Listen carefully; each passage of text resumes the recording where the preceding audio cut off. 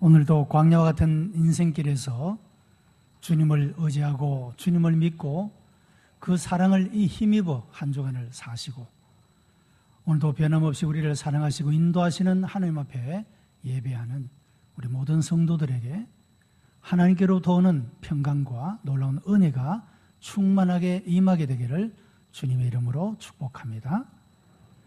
우리가 이 생을 살아가다 보면 진리라는 것을 만나게 됩니다. 그런데 이 진리는 절대적인 진리와 상대적인 진리가 있는 것을 보게 됩니다. 이 절대적인 진리는 본질적인 것이고 변하지 않고 변할 수 없는 것을 말합니다. 상대적인 진리는 상대에 따라서, 상황에 따라서, 형편에 따라서 바뀌어질 수 있는 것을 상대적인 진리다, 그렇게 말을 합니다. 우리가 때때로 우리 사회 속에서 부조리한 면들을 발견하게 됩니다. 그것이 무엇입니까? 사람에 따라서 똑같은 일을 했음에도 어떤 사람은 죄가 있고 어떤 사람은 죄가 없다라고 말해지는 것은 그 기초가 절대적 진리에 근거하지 않고 상대적 진리에 근거해서 평가하기 때문이다라고 말할 수가 있습니다. 기독교를 가리켜서 다른 사람들은 독선주의다 혹은 다른 종교와 타협할 줄 모른다, 그런 비난을 하는 이야기를 듣게 됩니다. 맞습니다. 기독교는 다른 종교와 타협할 수도 없고 그리고 우리가 믿는 어떤 것들을 양보할 수 없는 진리를 가지고 있습니다. 왜냐하면 기독교는 절대적 진리를 기초로 하고 있기 때문이다, 그런 말입니다. 절대적 진리이기 때문에 양보할 수도 없고 타협할 수도 없는 것입니다. 여러분, 우리가 믿는 하나님은 창조주 하나님, 이 세상을 심판하시는 하나님이십니다. 이 하나님은 세상의 어떤 신들과 비교할 수 있는, 상대적으로 비교할 수 있는 그런 존재가 아니라고 하는 겁니다. 절대적 존재. 그래서 우리는 양보할 수가 없는 것입니다. 우리는 절대를 주장하고 타협할 수가 없게 된다, 그런 말씀입니다. 우리의 신앙도 마찬가지입니다. 우리의 신앙이 적당하게 세상과 타협하는 그런 신앙이 아니라 우리의 믿음이 어쩌면 외골수적으로 그렇게 갈 수밖에 없는 이유는 우리가 믿는 구원의 도리가 유일한 것이고 이 길만이 우리들에게 영원한 구원과 생명을 가져다 주는 것을 믿기 때문에 우리는 결코 타협할 수가 없게 된다라고 하는 것입니다. 성경은 예수 그리스도가 유일한 구원의 길임을 우리들에게 말씀해 주고 있습니다. 예수 그리스도 이외에는 다른 구원 받을 일이 없다, 방법이 없다라고 성경은 말씀해 주고 있습니다. 그래서 우리는 그 절대적인 하나님을 믿으며 그 절대적인 하나님께서 말씀하신 진리를 믿으며 우리가 절대 신앙을 가지고 이 믿음의 걸음을 걸어가게 되는 것입니다. 여러분, 하나님께서는 이와 같이 우리들에게 말씀해 주고 있음에도 불구하고 성경의 역사나 인간의 역사를 들여다보게 되면 하나님 이외에 다른 어떤 방법이 없을까? 구원받는 방법, 우리가 행복하게 살 수 있는 것, 우리가 편안하게 살 수 있는 것, 뭔가 우리 힘으로 뭔가 이루어갈 수 있는 것이 없을까? 성경의 역사 속에서, 인류의 역사 속에서 그런 노력들이 계속해 오고 있는 것을 발견하게 됩니다. 아마도 인류 역사 중에서 가장 비참한 심판 가운데 하나는 노아 시대의 홍수 심판이라고 말할 수가 있을 것입니다. 이 홍수 심판 때에는 노아의 방주에 들어간 것 외에는 기식하는 모든 생물들이 다 죽었다고 말하고 있습니다. 노아의 방주에 들어간 것만 구원받게 된 사실을 보게 되는 것입니다. 자, 여러분, 노아의 홍수가 지난 이후에 방주에서 나온 이들이 또 번성해가는 그런 즈음에 사람들이 만약에 하나님께서 다시 홍수로 이 세상을 멸망시키면 어떻게 할까? 그런 염려를 하게 되어졌습니다. 하나님께서 홍수로 세상을 심판하신 이후에 내가 다시는 물로 세상을 심판하지 않겠다 언약을 하셨습니다. 그 약속의 증거로 무지개를 주셨습니다. 여러분, 7색깔 빛나는 이 레인보우, 이 무지개는 우리가 그냥 보기에 아름다운 무지개가 아니라 하나님의 언약이 담겨져 있는 하나님이 주신 언약의 표시라고 하는 것입니다. 그 내용은 내가 다시는 이 세상을 물로 심판하지 않겠다는 확실한 언약의 증거로서 무지개를 주신 것입니다. 그런데 사람들은 날마다 떠오르는 무지개를 바라보면서도 하나님의 언약을 믿지 않고 하나님을 의뢰하지 않고 무슨 대안이 없을까? 만약에 하나님께서 물로 다시 심판하시면 우리가 어떻게 살아남을 수가 있을까를 생각하게 된 것입니다. 그 사건이 바로 바벨탑을 쌓는 사건입니다. 그들은 이렇게 말했습니다. 우리가 하늘 꼭대기에까지 닿는 탑을 쌓자. 그래서 만일에 하나님께서 이 세상을 다시 물로 심판하시면 우리가 하늘 꼭대기에 쌓은 그 탑에 올라가서 우리가 화를 면하자, 심판을 면하자, 그런 생각으로 바벨탑을 쌓기 시작했다고 하는 것입니다. 그러나 하나님은 그 모든 역사를 무너뜨리고 맙니다. 여러분, 바벨탑을 쌓는다고 해서 하나님의 심판을 피할 수가 있는 것이겠습니까? 결코 그럴 수가 없는 것입니다. 또 하나님은 사람들과 다릅니다. 사람은 약속하고도 잘 지키지 않는 경우가 있지만 하나님은 인간이 아니셔서 시건치 아니하신다고 말씀합니다. 약속한 것은 지키시는 하나님이시, 신실하신 하나님이십니다. 우리는 무지개를 바라볼 때마다 하나님은 다시는 이 세상을 물로 심판하지 않는다, 이 사실을 믿어야 하는 것입니다. 이 하나님의 말씀을 믿지 아니했던 사람들이 다른 방법을, 다른 구원 얻을 수 있는 방법을 생각해 낸 그런 모습을 봅니다. 그러나 그 역사는 결코 이루어질 수가 없는 역사임을 말씀하고 있습니다.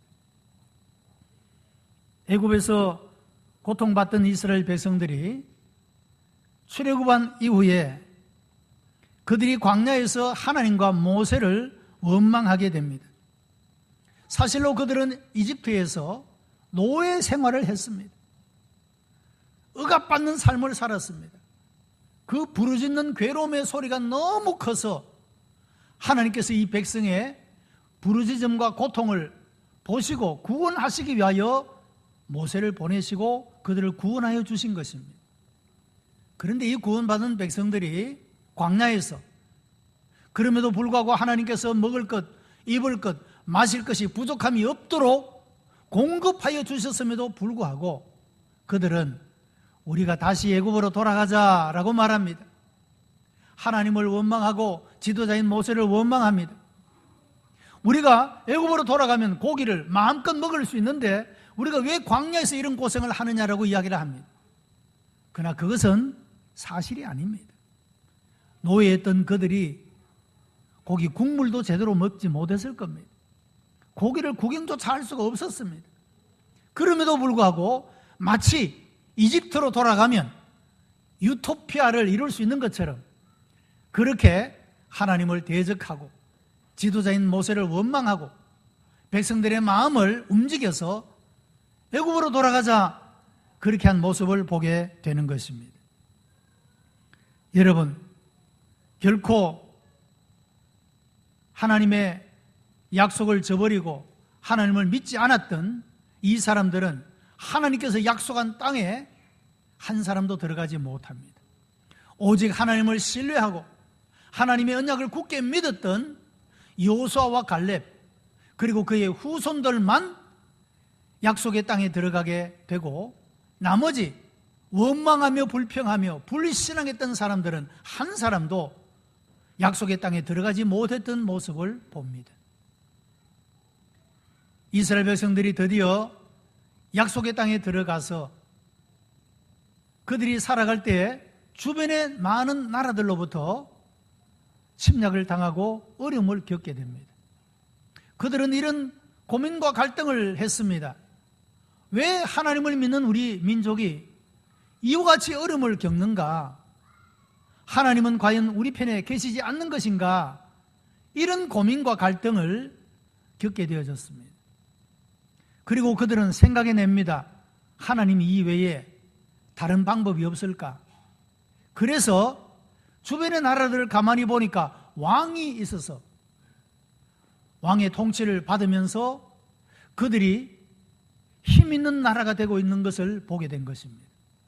그래서 이스라엘 백성들은 끊임없이 선지자 사무엘에게 우리도 왕을 세워달라고 요구를 하게 됩니다. 여러분, 하나님의 계획과 하나님의 경륜은 하나님께서 친히 그들의 왕이 되셔서 다스리는 것입니다. 소위 말하면 신정국가입니다. 하나님이 다스리시는 나라, 그것을 하나님께서 원하셨습니다. 그래서 지금까지 인도하셨습니다. 그러나 이 이스라엘 백성들은 하나님 말고 누가 우리를 구원해 줄 수 있을까? 우리가 왕을 세우면 그 왕이 우리를 보호하고 우리를 구원해 주지 않을까 해서 끊임없이 요구하게 되는 것을 봅니다. 하나님은 왕 세우는 것을 원치 않았습니다. 그러나 끊임없는 요구에 하나님은 뜻이 아님에도 불구하고 왕 세우는 것을 허락합니다. 그들은 최초의 왕 사울을 세우게 되고 그 이후에 왕정 제도가 확립되어 왕을 세워나갑니다마는, 그러나 이 왕들은 대부분 자기의 사리사욕을 취하고 백성들을 섬기는 종이 아니라 백성들을 억압하는 자로 그 자리를 지켜왔던 모습을 보게 되는 것입니다. 왕을 세우면 편안하고 우리들에게 좋은 줄 알았는데 그들은 하나님의 뜻을 거역하고 왕을 세움으로 오히려 더 큰 불행과 고통을 겪게 되었다고 하는 것입니다. 하나님 이외에 다른 어떤 대안을 찾고 다른 어떤 방법을 찾아서 우리가 유토피아를 건설해 보자. 여러분, 이런 모든 인간의 노력들은 다 허무와 실패와 절망으로 끝이 난 그런 모습을 보게 된다라고 하는 것입니다. 이스라엘 백성들이 하나님께 범죄함으로 나라가 바벨론의 침략을 받아 망하게 되고 많은 사람들은 여러 지역으로 흩어지게 됩니다.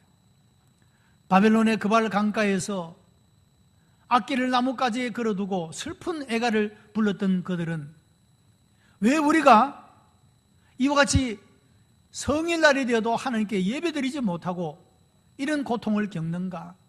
하나님의 말씀도 듣지 못하는 이런 비참함 속에 살아가야 하는가? 그들은 바벨론 포로를 겪으면서 우리가 다시 예루살렘으로 돌아가면 하나님의 전을 짓고 그곳에서 제사를 드리고 그곳에서 하나님의 말씀을 낭독하고 우리가 그렇게 살리라 다짐을 합니다. 하나님께서 약속한 70년이 지나서 바벨론에서 귀환하게 되어집니다. 아주 극적인 일이었었습니다. 고레스 왕을 통하여서 모든 포로들을 다 고국으로 돌려보내게 했습니다. 그래서 고국으로 돌아와서 그들이 작정한 대로 성전을 짓습니다. 율법을 회복합니다. 그래서 그들은 열심히 제사를 드리고 하나님의 율법을 지키려고 애를 썼습니다. 그러나 하나님은 이렇게 말씀하셨습니다. 내가 제사를 원하는 것이 아니라 내 말 듣는 것을 원한다 그랬습니다. 이 이스라엘 백성들은 성전을 짓고 제사를 바치고 율법을 읽고 낭독하기는 했지만 하나님의 말씀을 순종하지 않았습니다. 하나님께서 무엇을 기뻐하시고 원하시는지를 살피지 않았습니다. 거기에 관심을 기울이지 않았습니다. 자기의 의로, 자기의 행위로 구원을 얻고자 한 이 모든 것들을 하나님께서 기뻐하지 아니하셨다고 말씀하고 있는 것입니다. 여러분, 사람이 율법으로 구원을 육체가 없다 성경은 말합니다. 율법으로 말하면 모든 사람은 다 죄인이고 죄의 삭은 사망이라고 성경은 말씀해 주고 있는 것입니다. 제사를 드리고 성전을 짓고 율법을 낭독하게 했지만 열심히 공부했지만 그 마음의 중심에 하나님이 없는 율법의 행위는 결코 구원을 가져오지 못했다고 하는 것입니다. 오늘 봉독한 본문은 십자가에 달리신 예수님을 보여주고 있습니다. 허리에 창이 찔리고 손과 발에 못이 박히고 머리에는 가시로 쓴 면류관이 있어서 온몸이 온통 피범벅이 되어 있는 그런 모습입니다. 많은 사람들이 조롱을 합니다. 저가 자기는 구원하였는데 남은 구원하지 못하는구나. 남은 구원하였으되 자기는 구원하지 못하는구나. 군중들도 희롱을 합니다. 당신이 그리스도가 아니냐? 자기를 구원해 보라라고 이야기를 합니다. 한편의 강도도 그렇게 말합니다. 십자가에서 내려와서 당신도 구원하고 나도 한번 구원해 보라고 이야기를 합니다. 여러분, 이 이야기는 무엇입니까? 십자가를 지지 말고 십자가에서 내려오라, 그런 말입니다. 이 말도 지금까지 앞서 말씀드렸던 하나님 이외에 대안을 찾고 인간적인 방법을 찾는 그런 하나의 모습이라고 하는 것입니다. 하나님은 그의 독생하신 아들 예수 그리스도께서 모든 인류의 죄를 대속하여 십자가를 지시고 보혈의 피를 흘리심으로 죄사함을 받고 구원받게 하시는 것이 하나님의 뜻이었습니다. 그러나 여기에 십자가 이외에 하나님이 제시하신 구원의 길 이외에 십자가에서 내려오라는 것입니다.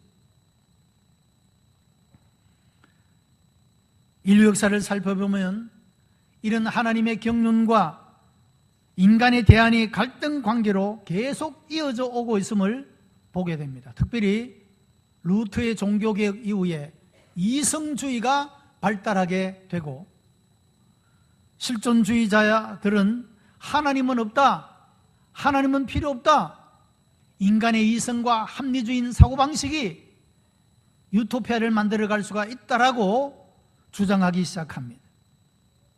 그러나 이 이성주의의 마지막 결론은 파시즘과 막시즘을 만들어내게 되었다고 하는 것입니다. 여러분, 파시즘의 대표자가 히틀러가 아닙니까? 그는 우수한 게르만 민족의 민족주의와 이성주의가 연합하면 분명히 유토피아, 천국을 만들 수가 있다라고 생각을 하고 그와 같이 열심히 달려갔습니다. 그러나 그 결과는 온 인류에게 엄청난 비극과 불행을 초래한 결과만 낳게 되었다고 하는 것입니다. 마르크스를 통하여서 공산주의가 제창되고 공산주의가 주장하는 것은 모든 사람들이 더불어 함께 나누며 살아가면 우리가 살아가는 삶은 천국이 될 것이다 라고 주장을 했습니다. 그러나 오늘날 공산주의는 찾아볼 수 없게 되어졌습니다. 그것을 핑계로 공산당원들이 모든 부를 누리고 그 밑에 모든 국민들은 고통을 당하고 억압을 당하는 그런 결과를 만들어왔던 모습을 봅니다. 결국에는 인간적인 이 모든 방법은 비극과 불행으로 끝나고 말았다고 하는 사실입니다. 여러분, 역사를 통하여 이와 같이 하나님 이외에 우리에게 구원의 길이 없는가? 행복의 길이 없는가? 끊임없이 사람들은 다른 방법을 찾아왔습니다. 그러나 그 모든 노력들은 흠으로, 절망으로, 비참과 불행으로 끝이 나고 말았다고 하는 것입니다. 오늘날은 어떻습니까? 소위 탈이성주의, 포스트 모더니즘, 다원화 시대, 우리 시대를 여러 가지로 표현하게 되는 것을 봅니다. 여러분, 다원화 시대, 이것은 인간이 만든 대안인 이성주의로서 이것이 우리들에게 아무것도 해줄 수가 없기 때문에 각자가 흩어져서 자기 나름대로 길을 찾아가라. 이것이 다원주의입니다. 어떤 하나의 모델을, 어떤 모범을, 어떤 룰을 정해놓고 이대로 살라는 것이 아니라 각자 하고 싶은 대로 자기가 생각하는 대로 소견대로 살아가는 겁니다. 우리가 지금까지 세워놓았던 어떤 규범이 그것을 지킨다고 해도 유토피아를 찾을 수 없었으니 이제는 각자가 생각하는 방법대로 구원의 길을 찾아라. 이것이 다원화주의입니다. 오늘날 또한 사람들은 과학에 기대를 걸고 있는지 모릅니다. 보도를 보니까 어느 나라의 여행사가 우주 여행을 하는데 1억 원 신청을 받는다, 그런 얘기를 들었습니다. 제 이름 지금은 이제 곧 우주를 여행하는 그런 시대가 될 것입니다. 사람들은 이 과학이 잘 발전되고 그러면 아마 사람이 오래 사는 것을 넘어서 혹 죽지 않을 수도 있지 않을까. 정말로 성경이 말하는 하나님이 예비해 놓은 그런 하나님의 나라가 아니라 사람의 손으로 만들 수 있는 영원한 나라를 만들 수 있지 않을까. 여러분, 사람들은 그렇게 생각하고 있다는 겁니다. 그러나 우리가 경험하는 이 과학이 주는 결과가 무엇입니까? 비인간화입니다. 사람이 사람의 모습을 찾을 수 없는 기기화된 그런 모습들을 우리가 발견하게 된다는 것입니다.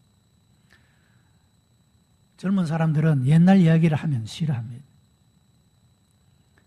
옛날에 우리의 삶들은 이웃들 간에 얼마나 따뜻하고 아름답게 지냈지 않습니까? 서로를 돌보면서 이런 품앗이라는 것도 그런 의미죠.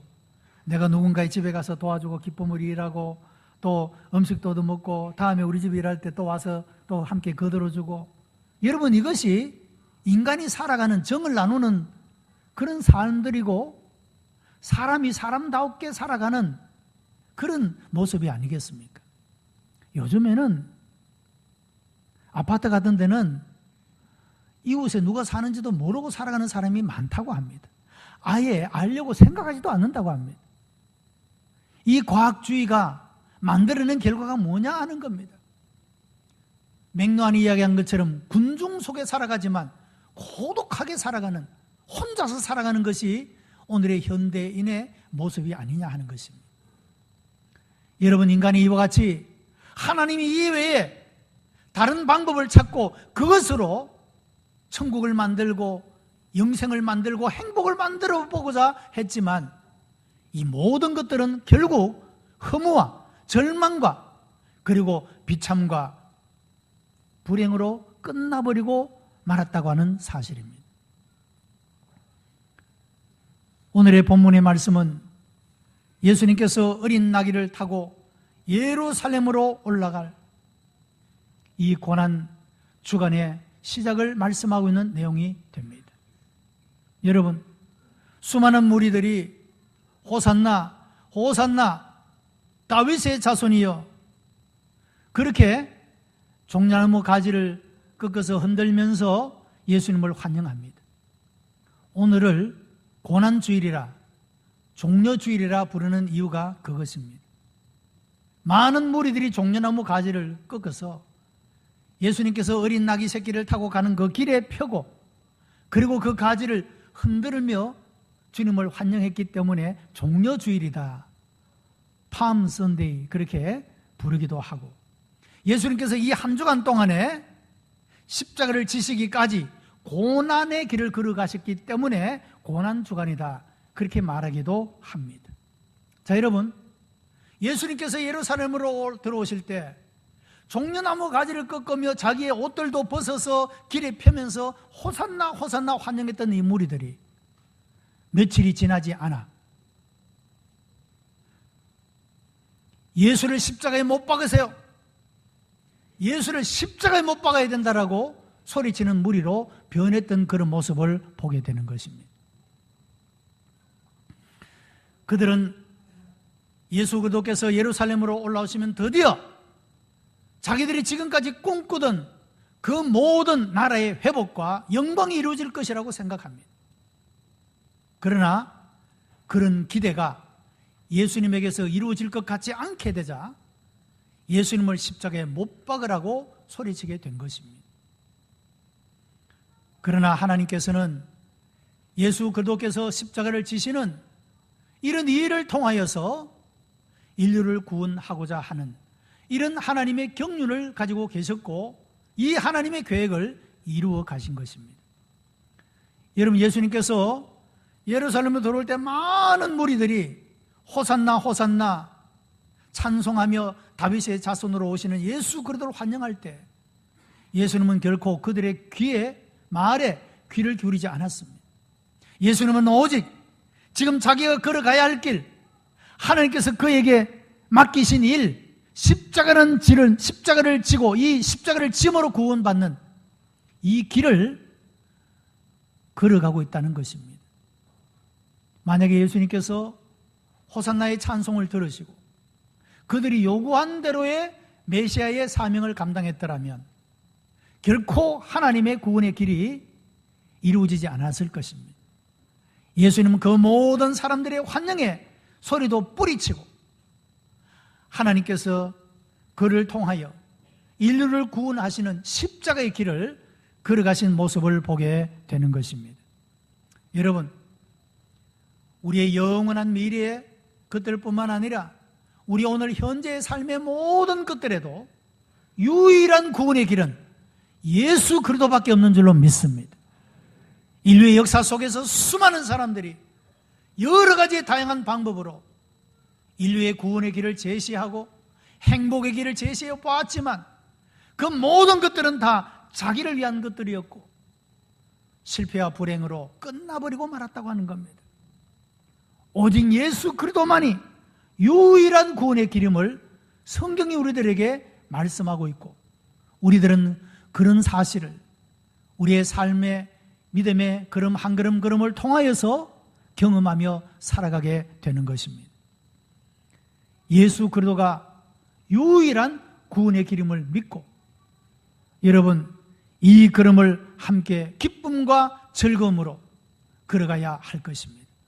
예수 그리스도 이외에 다른 길은 없습니다.